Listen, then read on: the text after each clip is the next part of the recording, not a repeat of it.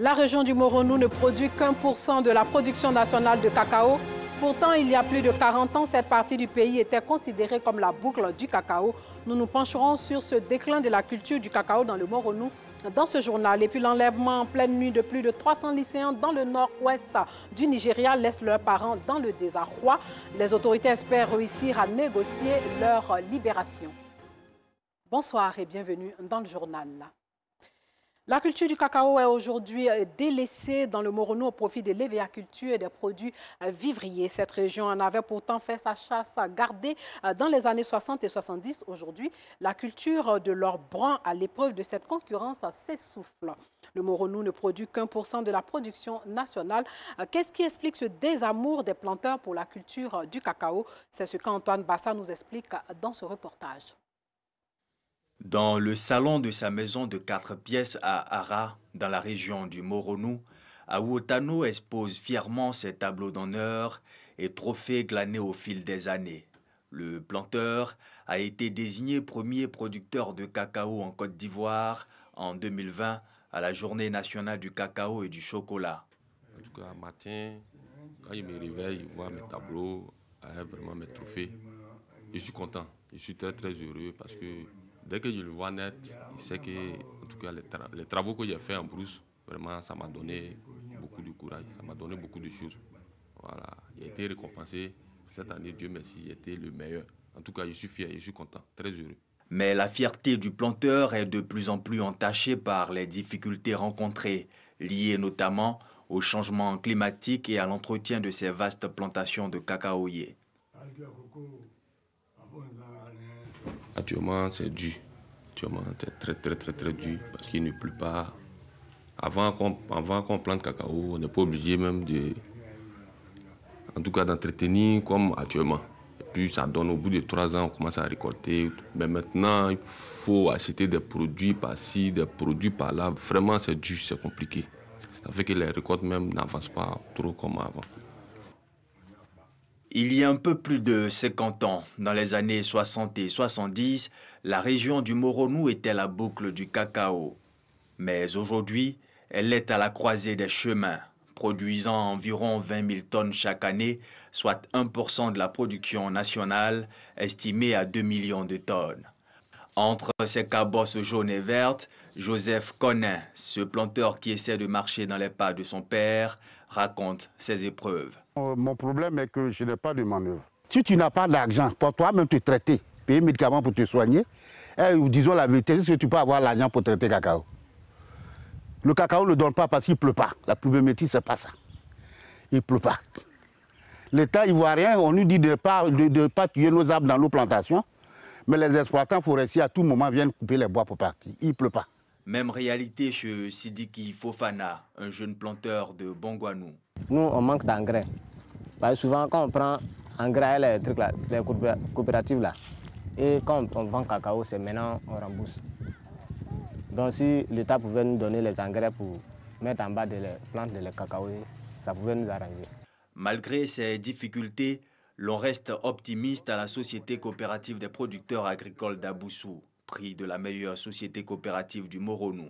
Vu ce qui se passe dans la région du Moronou, par rapport aujourd'hui à la qualité des producteurs même, puisque en fait les vieux producteurs sont en train de disparaître au profit d'une jeunesse qui accorde un peu d'importance, c'est vrai, il y a l'or, tout ça qui est en train de d'éteindre un peu le profil du producteur du cacao, mais n'empêche que pour ceux qui s'y adonnent, vu ce que ça donne comme résultat, nous pensons nettement que d'ici l'an 2025, nous allons rivaliser avec ceux qui nous ont, disons, pris notre place pour voir aujourd'hui est-ce que cette place-là ne peut pas nous revenir. En attendant que le Moronou redevienne la boucle du cacao, les producteurs sont sur le terrain, dans leur plantation, au travail, pour maintenir la Côte d'Ivoire à sa place de premier pays producteur de cacao au monde. Une note triste dans ce journal, le grand marché de Soubré dans le sud-ouest du pays a encore été ravagé par un incendie dans la nuit d'hier à aujourd'hui. Selon des témoignages, le feu est parti du compartiment des magasins de cosmétiques. Le grand marché de Soubré, sachez-le, avait déjà subi les affres du feu en 2018. À l'approche des fêtes de fin d'année, les magasins avaient été ravitaillés. Les commerçants ont donc tout perdu. Pour l'heure, les causes de l'incendie n'ont pas encore été élucidées.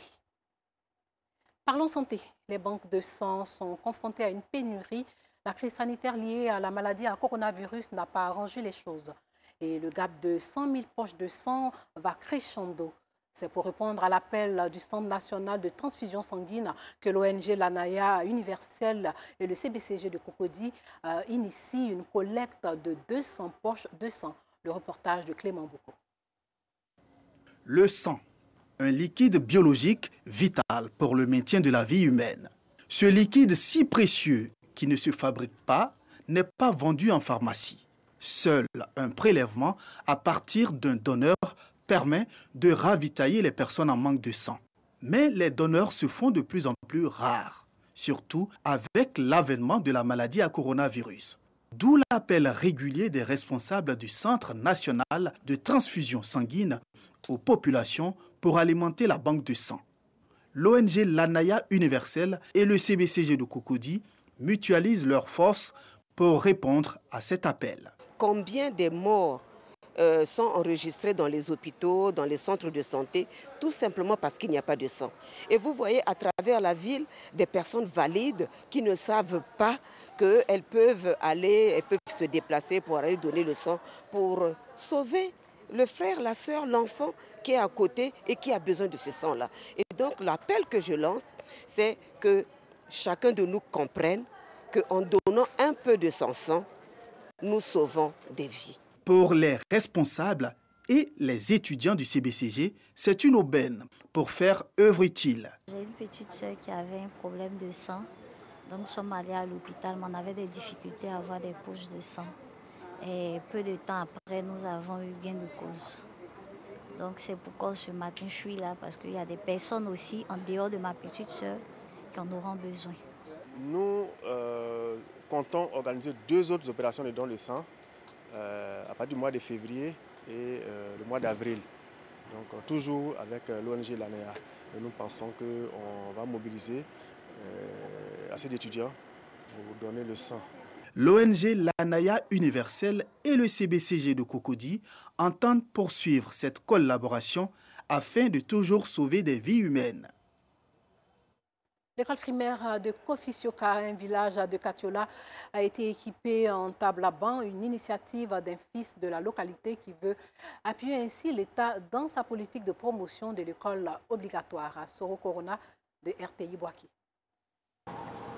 Kofisioka, village de la sous-préfecture de Timbi, département de Katiola. L'effectif pléthorique des écoliers dans la classe au CP1, cours préparatoire première année, et le déficit des salles de classe constituent des préoccupations majeures pour les responsables de l'éducation dans ce village. La réalité de l'établissement, il faut souligner que nous avons 350 élèves pour 130 bancs. La salle de CP1 ne peut pas contenir 100 élèves. Il nous faut 50 élèves ou bien 60. Sans les élèves ne pourront pas faire quelque chose. Des préoccupations qui interpellent certains cadres du département, notamment Touré Nabana Benjamin. Il a fait don d'une cinquantaine de tables-bancs à l'établissement scolaire et remis en état une centaine. Et ce que j'ai fait là, je pense que tous les cadres de la région doivent pouvoir le faire. Le sens de ce don, c'est de donner un coup de pouce à nos jeunes, à nos enfants, à nos petits frères, pour qu'ils puissent être dans de meilleures conditions de travail. Mon message particulier, c'est l'appel que je peux faire à mes frères cadres de la région pour qu'on se mette ensemble pour le développement de notre région.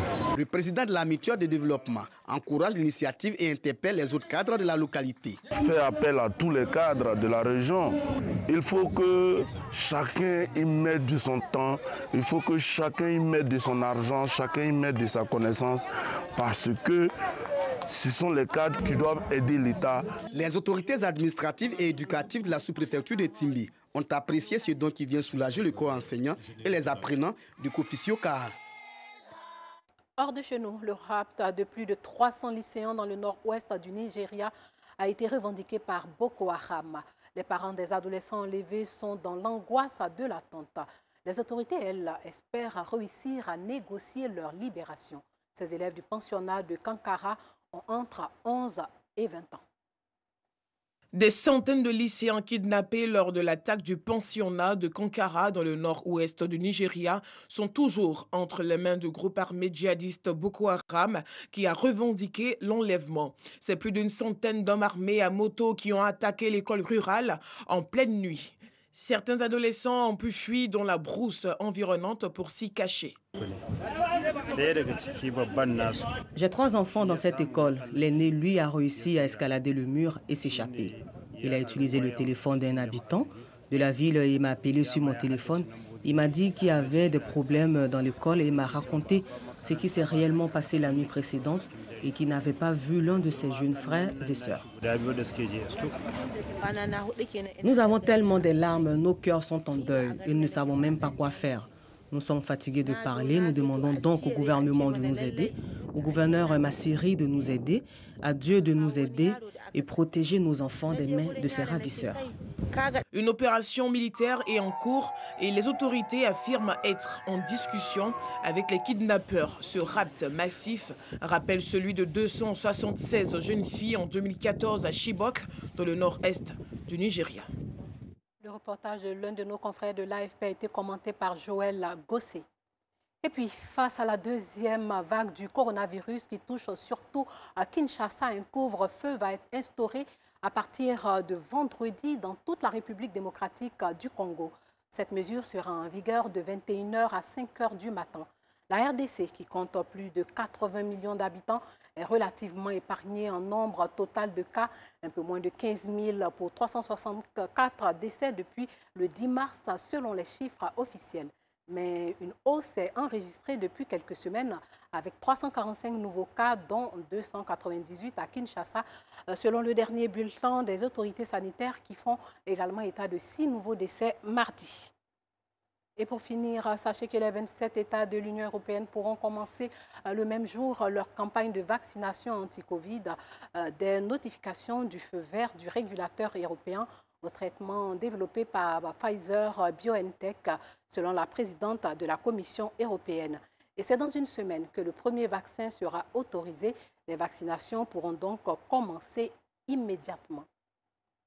Voilà, c'est tout pour ce soir. Merci de nous avoir suivis et surtout, portez-vous bien.